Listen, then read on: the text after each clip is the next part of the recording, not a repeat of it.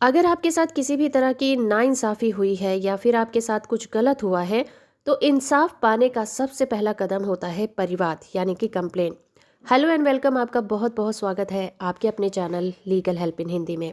दोस्तों, आज की इस वीडियो में हम जानेंगे परिवाद शिकायत यानी कि कंप्लेन के बारे में। कंप्लेन क्या होती है, कब की जाती है और कंप्लेन में किन किन बातों का होना ज़रूरी होता है, कंप्लेन किसके सामने की जाती है। इसके अलावा जानेंगे कंप्लेन और एफआईआर में क्या डिफरेंस होता है। किसी भी जुडिशियल प्रोसीडिंग में जाने के लिए कंप्लेन एक पहली सीढ़ी मानी जाती है। जब कंप्लेन फाइल की जाती है तभी किसी को इंसाफ मिल सकता है। सीआरपीसी के सेक्शन 2D के अनुसार किसी भी कार्रवाई को करने के लिए मजिस्ट्रेट के सामने लिखित में या फिर मौखिक रूप से की गई शिकायत, जिसमें ये इन्फॉर्मेशन हो कि किसी व्यक्ति ने कोई अपराध किया है, लेकिन इसके अंतर्गत पुलिस कंप्लेन नहीं होती, सिर्फ ये एक शिकायत होती है, क्योंकि पुलिस रिपोर्ट को कंप्लेन नहीं माना जाता। लेकिन अगर किसी मामले में इन्वेस्टिगेशन के बाद ये पता चल जाता है कि ऑफेंस नॉन कॉग्निजेबल ऑफेंस है, तो उस कंडीशन में पुलिस ऑफिसर द्वारा दी गई रिपोर्ट को कंप्लेन कहा जाएगा और पुलिस ऑफिसर को कंप्लेनेंट समझा जाएगा। रेलवे संपत्ति अधिनियम 1966 के सेक्शन 8 के अंतर्गत रेलवे सुरक्षा बल के ऑफिसर जो कि रिपोर्ट पेश करते हैं, उन्हें सुप्रीम कोर्ट ने कंप्लेंट माना है। चलिए अब जानते हैं कंप्लेन में किन किन बातों का होना जरूरी होता है। कंप्लेन मौखिक या लिखित रूप में हो सकती है। किसी भी शिकायत को कंप्लेन तब तक नहीं माना जाएगा जब तक कि कंप्लेन में बताई गई बातों से ऐसा न लगे कि किया गया काम कानून में बताए गए अपराध के अंतर्गत आता है। तो दूसरा पॉइंट हमारा ये कहता है कि शिकायत वही मानी जाएगी जो कि दंडनीय अपराध होगी। तीसरा पॉइंट कहता है कि परिवाद यानी कि कंप्लेन को हमेशा मजिस्ट्रेट के सामने ही पेश किया जाता है, ना कि पुलिस ऑफिसर के सामने।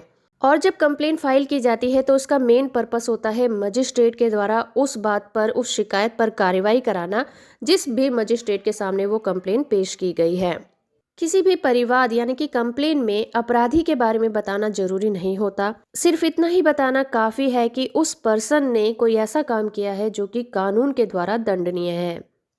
और किसी भी कंप्लेन में उस एविडेंस का भी प्रस्तुत करना जरूरी नहीं है या फिर उल्लेख करना जरूरी नहीं होता जो उसके पास है, जिसकी वजह से वो ये प्रूफ कर सकता है कि किसी व्यक्ति ने कोई अपराध किया है।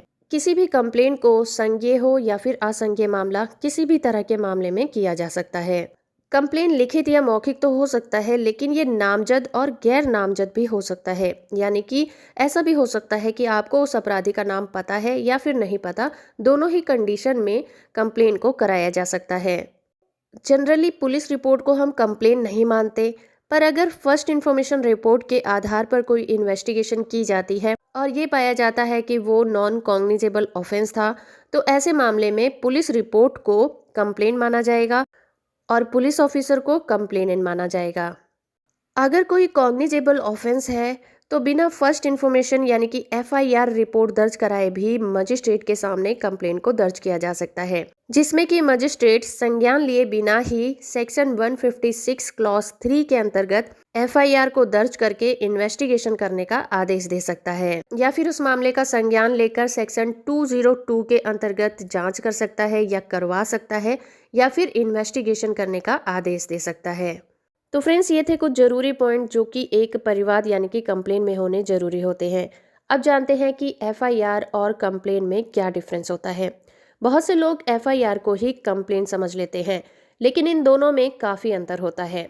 पहला अंतर तो ये है कि कोई भी कंप्लेन मजिस्ट्रेट के सामने की जाती है, लेकिन जो एफआईआर होती है वो पुलिस स्टेशन में जाके पुलिस ऑफिसर को की जाती है।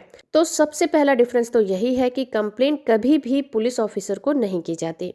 दूसरा पॉइंट ये कि कंप्लेन करने के बाद मजिस्ट्रेट उस पर जांच का आदेश दे सकता है, जबकि एफआईआर दर्ज होने के बाद इन्वेस्टिगेशन पुलिस ऑफिसर के द्वारा की जाती है।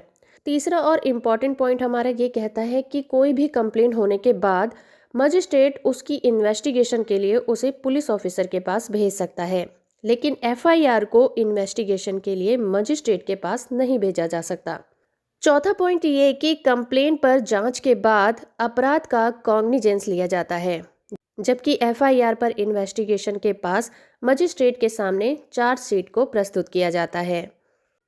तो फ्रेंड्स, किसी भी कंप्लेन का कोई निश्चित फॉर्मेट नहीं होता, ये किसी भी फॉर्म में की जा सकती है। तो फ्रेंड्स, ये था आज का हमारा वीडियो शिकायत यानी कि कंप्लेन के ऊपर। होप कि आपको ये वीडियो पसंद आया होगा। वीडियो इन्फॉर्मेशन अच्छा लगा है तो आप इस वीडियो को लाइक, शेयर और चैनल को सब्सक्राइब करना बिल्कुल मत भूलिएगा।